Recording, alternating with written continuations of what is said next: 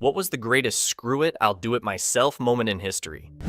The dude who invented the automatic telephone exchange. Back in the day, you needed an operator to manually connect calls. He did it because nobody was calling his funeral home.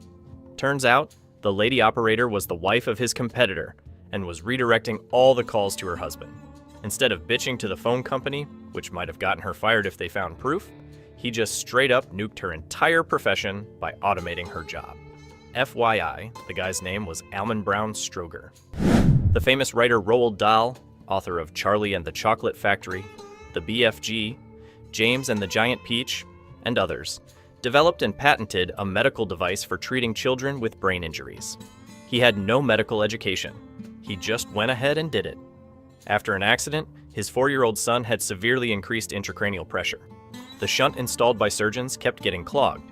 So Dahl, together with a toy maker, came up with and patented a new type of shunt that didn't clog.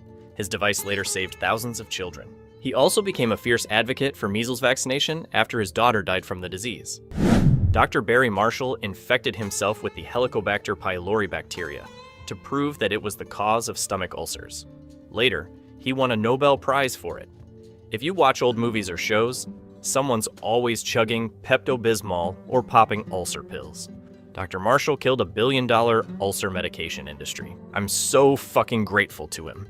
For years, they kept telling me the stomach pain was just stress. My doctor tested me for Helicobacter. According to him, the numbers were off the charts. I did a round of antibiotics, and a week later, it was all gone. In 1959, Dashrath Manjhi's wife died from injuries she got while trying to cross a damn mountain to reach the nearest hospital. There was no road, so he spent over 20 years alone, carving a path through the mountain with just a hammer and chisel. Later, India released a postage stamp with his face on it. This man swore to get revenge on that damn mountain, and he fucking won. They even made a movie about him. Every single day for over 20 years, he woke up and went to the mountain with a hammer. Back in the day, the road to the city used to be 55 kilometers long. Now it's only around 15. Dr. Tracy Dixon Salazar got a PhD in neurobiology because her daughter was suffering from epileptic seizures, and doctors couldn't explain why or offer any effective treatment. She found a way to treat it herself when no one else could. Amazing woman. A similar story happened with Martine Rothblatt. Her daughter had pulmonary hypertension, a deadly disease where the pressure in the pulmonary artery goes through the roof. There was no treatment, so she went and developed one herself. That drug is still in use today. Here's a passage from Wikipedia about U.S. Army soldier Audie Murphy during the Colmar Pocket operation in World War II. The next day, his company was ordered to capture the town of Holtzfjord. During a fierce battle, the company took heavy casualties. Only 19 out of 128 men were still standing. Murphy ordered the remaining soldiers to fall back to a nearby forest, while he stayed behind at the company command post, firing his carbine and directing artillery fire over the phone. When he ran out of ammo, he grabbed the field phone and climbed onto a nearby burning, disabled M10 tank destroyer, where he kept firing the mounted .50 caliber machine gun. He was lightly wounded again, this time in the leg, but didn't leave the position until a German shell fragment finally cut the phone line. After that, he gathered what was left of the company, organized a counterattack, and managed to drive the Germans out of the town. During the battle, Murphy personally killed or wounded about 50 enemy soldiers. For his heroism, he was awarded the highest military honor in the U.S., the Medal of Honor.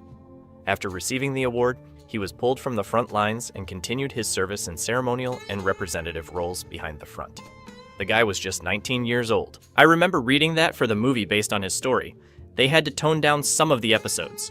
Otherwise, the audience just wouldn't believe he actually did all that. North Korea tried to hack the computer of a former U.S. Department of Defense cybersecurity employee to steal his hacking software. He reported it to the FBI, but after a year of nothing happening, he just went ahead and hacked North Korean servers and routers himself. He took down their entire internet and most of their websites for several days. John Stapp was an Air Force doctor who believed more pilots could survive crashes if the seats didn't fall apart during emergency landings. To prove it, he strapped himself to a rocket sled in full Mythbuster style and lived. His work led to the creation of safer seats for both aircraft and cars. While riding the rocket sled, Stapp proved that a human could endure at least 46.2 G, When properly restrained, sitting forward facing. That's the highest voluntarily recorded acceleration a person has ever survived. This happened on December 10th, 1954. He reached a speed of 632 miles per hour, 1,017 kilometers per hour, setting a land speed record and becoming the fastest man on Earth. A woman who performed a C-section on herself. She already had kids and realized something was wrong with the baby, and her husband was at the bar. So she knocked back something strong and did the surgery herself. Everyone survived, even the husband. English doctor Edward Jenner noticed that milkmaids who had contracted cowpox, a close genetic relative of smallpox but much milder in symptoms, didn't get smallpox during outbreaks.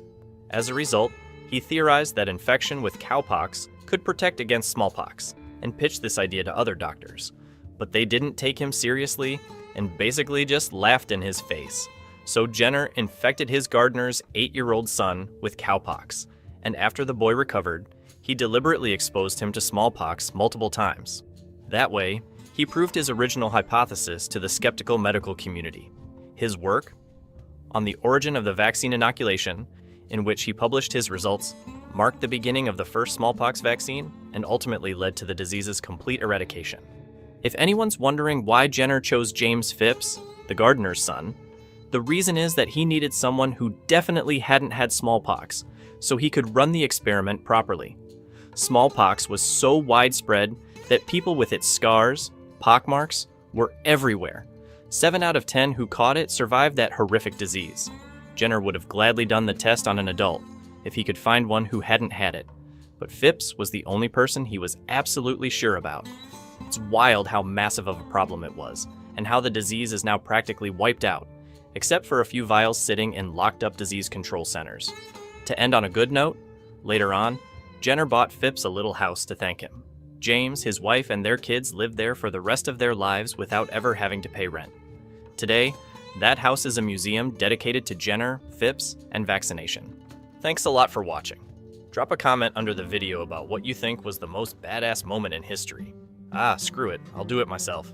And don't forget to check out our other vids. Hugs. Later.